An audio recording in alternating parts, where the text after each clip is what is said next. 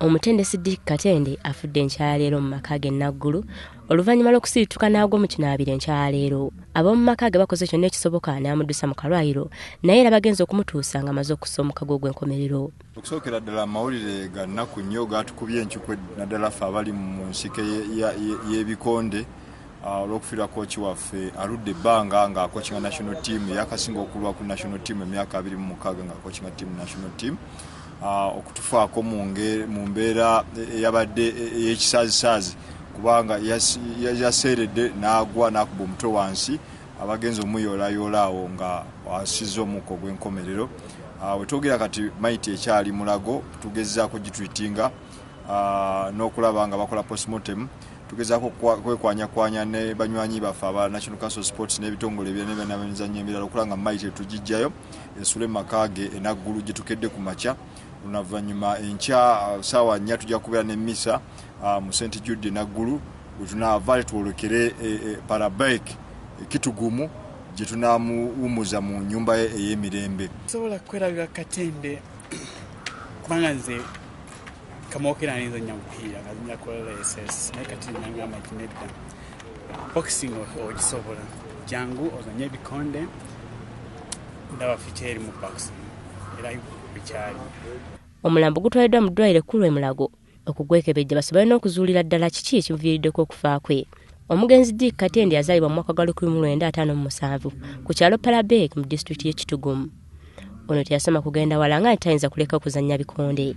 Mu mwaka gwa 1974 Katende yatandika ebikonde by'ensimbi era nga wano we yayitirwa ku ttiimu y'eggwanga. Ono yakiikirira eggwanga mu mpaka eziwerako nga neesingira ddala okujjukirwa nga ze za Olympics wa 1974. Katende yawangulira eggwanga emidaali egiwerako okuli egya zzaabu, ekikomo ne ffeeza. Ono atandika okutendeka ttiimu y'eggwanga y'ebikonde the Bombers mu 1987 nga baguzi b'engumi okuli Geoffrey Nyakana, Zebra Ssenyange Mando, Charles Bega n'abalala bangi bamujjukira ng'omusajja omuzira atazikawo.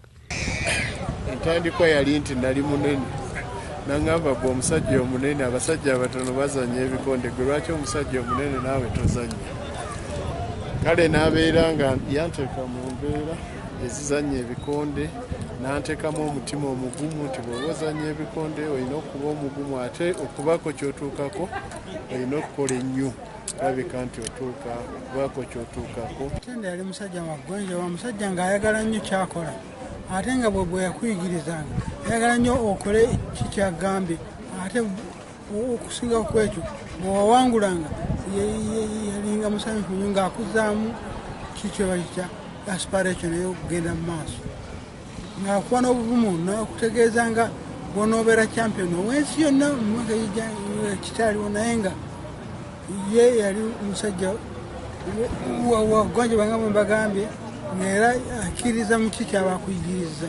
Katende alese omukyalo omu Joyce Katende n'abaana 3 bokka.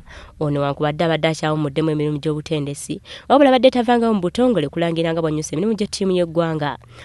Ono olumbe lwe lukumiddwa mu maka ge Naggulu ate ekyomulambo gwe gusabire ku kkanisa y'omutuukirivu Yudde Naggulu oluvanyuma nno gutwalibwe Parabeke Ekitugumu gyegenda okuganzikibwa ku bijja by'abajjajjaabe.